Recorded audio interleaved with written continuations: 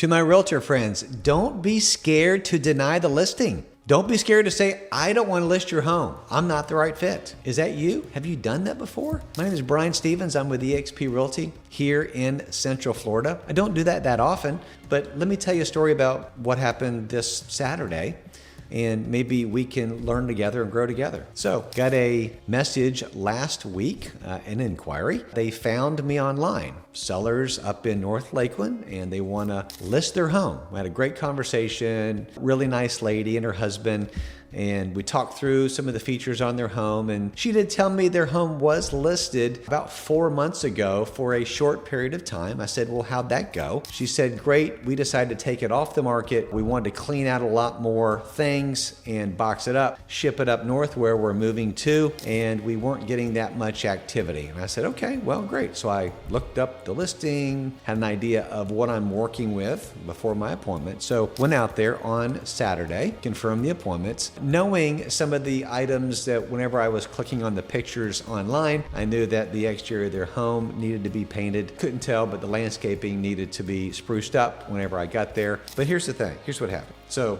I come in the home, I walk in, and right away, probably some of the worst and harshest pet smell that I've smelled in my 30 years. I mean, whatever, pets, I've got pets, I don't judge anybody, but it was over the top. Really, really bad, right? To where I took a deep breath, no pun intended. I had to gather myself, but didn't say anything right off the bat because, again, I'm trying to establish rapport and I want to be professional and respectful and walk through their house. So, but I could tell, and it was dog and cat, and the more I learned about it later, it was a lot of cat spray, right? Because it was ammonia.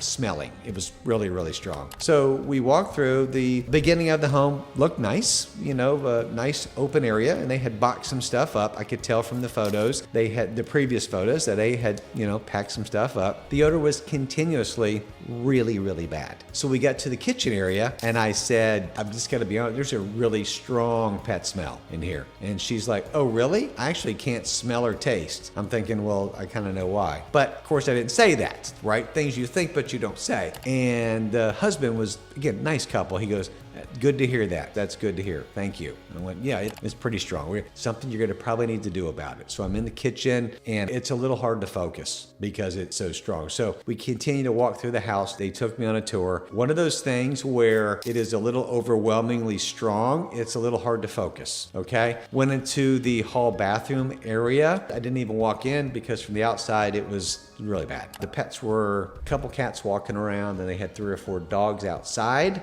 And pot-bellied pig, cute little dude, outside too, okay?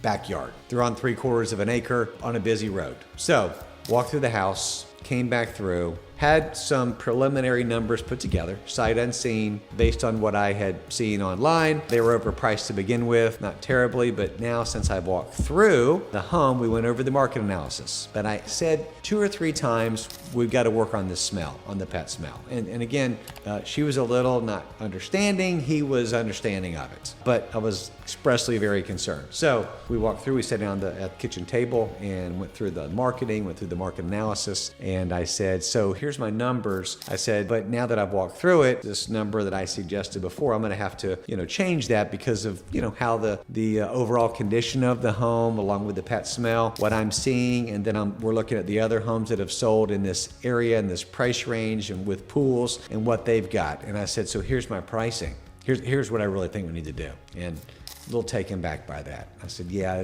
this is what I'm thinking as a professional. Now, let me tell you, this is over a $500,000 listing, okay? So it's not chump change. The bones in this house were nice. The elevation looked nice. Paint color on the outside, they're gonna have to change. Absolutely. Landscaping, gonna need to do a little something with. They didn't want to hear that, but who does, right? So we kind of went through it, said, here's why we need to adjust your pricing. And I said, the big unknown is the pet smell. I'm really not sure about it. So we agreed to continue the conversation, but I said at the very end, and this is something real estate agents, we have to learn to set up boundaries, systems, processes in your life, in your business. And again, this is not something that happens all the time, but I said, I think y'all need to have a conversation based on what we talked about today. You need to decide what you're thinking. And I also need to decide as an agent whether this is the right fit for me too. Because if we can't put everything together, I'm probably not the right agent for you. it's probably not going to be me. And I could tell they want to try to work together. And again, I'm always trying to help people out wherever the things fit right. And so we kind of had the conversation, and here we are today. They're going to work on the pet smell.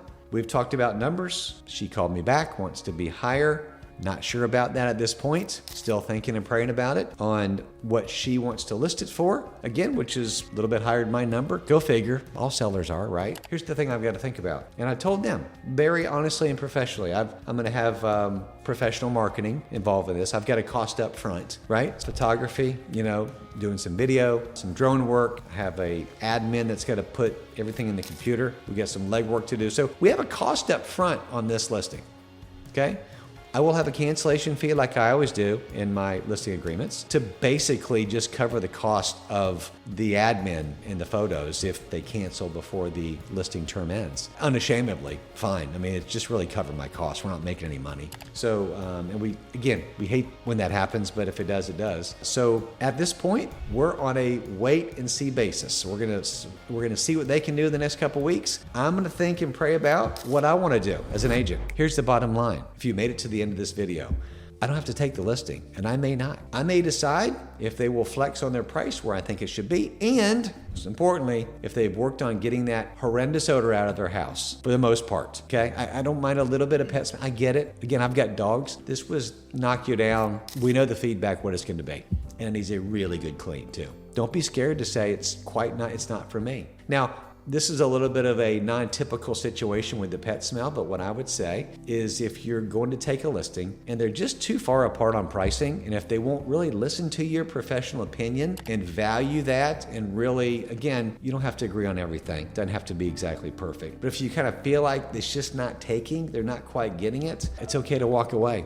Because here's what you don't want to do. Here's what I don't want to do. I don't want to take an overpriced listing that's too overpriced, that is going to be frustrating. Days in the market, I'm chasing the market down. They're frustrated. The whole that's another conversation. We know that, right? So it's just waste everybody's time and money. I don't want to waste my time and money. I don't want to waste their time and their money either. So we want to make it a win-win for everybody. Not to say I don't mind being aggressive on price. I'm fine with that. But in today's market, what are the reasons a home doesn't sell? Price, condition, location. Always. Price, condition, location, and it's normally price. So this one, price, we're working on it. Condition, needs a lot of work. Location, on a busy road, but a decent area, we'll see. So stay tuned. I'll probably do another follow-up video on what we actually end up doing. This one's in process. Comment below your experiences with this same type thing. Why? So we can collaborate and help each other. God bless. Have a great day.